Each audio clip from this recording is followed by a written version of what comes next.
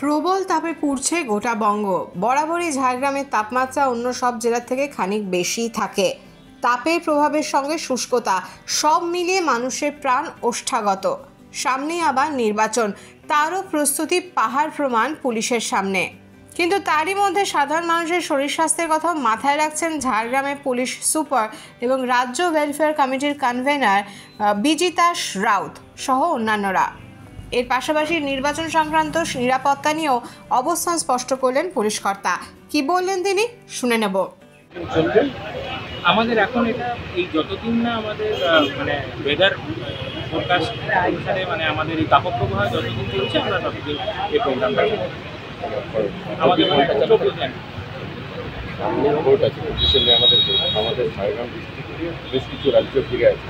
এই ভোটকে সামনে রেখে কি নিরাপত্তা ব্যবস্থা? আচ্ছা, আমরা এই নিয়ে একদমই প্রস্তুত আছি। আপনারা হয়তো জানেন যে আমাদের রেগুলারলি এটা নিয়ে ইন্টার স্টেট মিটিং হচ্ছে প্রত্যেকটা র্যাঙ্কে। আমাদের এডিজি থেকে ডিজি পুলিশ র্যাঙ্ক থেকে শুরু করে আমাদের ওসিআইসিরা পর্যন্ত বিভিন্ন সময় আমাদের উড়িষ্যা এবং ঝাড়খণ্ডের সাথে আমরা মিটিং করেছি। আমাদের এখানে উড়িষ্যার সাথে আমাদের 87 কিলোমিটার বর্ডার আছে, আর 127 কিলোমিটার বর্ডার আমাদের ঝাড়খণ্ডের সাথে। তো এখানে দুটো জেলা, বেসিক্যালি উড়িষ্যা, ময়ূরভঞ্জ এবং বালেশ্বর, আর ওইদিকে আমাদের পূর্ব সিংভূম। তাদের সাথে আমাদের রেগুলার কাজে আছি। আমরা গতকালও তাদের সাথে একটা ভার্চুয়াল মিটিং করেছি। আমরা এখানে বিভিন্ন জায়গায় নাকা প্লেস করেছি এবং যেগুলো আমাদের শিডিউল নাকা, তার বাইরে বিভিন্ন সময় আমরা সারপ্রাইজ নাকাও করছি। টাইমিং চেঞ্জ করে নাকা করা হচ্ছে। আমাদের সকাল 6টার সময় অনেক সময় নাকা হচ্ছে, আবার রাত্রি 2টোর সময়ও নাকা হচ্ছে। এবং আমাদের যে অন্য যে অপারেশনসগুলো চলে বর্ডারে, সেগুলোও আমরা রেগুলারলি করছি।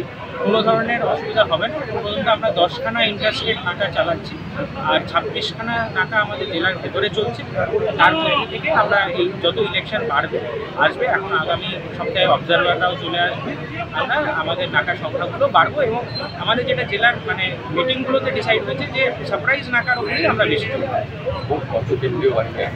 আমাদের একটা এখন আন্দাজ পাওয়া গেছে, যেটা আমাদের এখনো স্পেসিফিক আমরা ইয়েটা পাইনি ডিপ্লয়মেন্টে।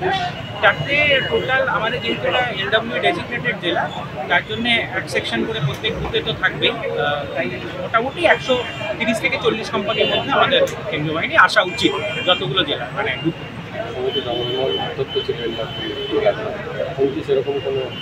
না, একেবারেই আমাদের সেরকম কোনো সিচুয়েশান হবে না। তবুও আমরা কখনোই ওভার কনফিডেন্ট হব না। আমরা সবসময় নজরে রাখছি সব কিছু, এবং আমাদের তাই জন্য বিভিন্ন এজেন্সির সাথে, সেটা সেন্ট্রাল এজেন্সি হোক বা আমাদের স্টেটের হোক, তাদের সাথেও আমরা যোগাযোগ রেখে এরকম ডিপ্লয়মেন্ট প্যাটার্ন। এই সময় ডিজিটাল।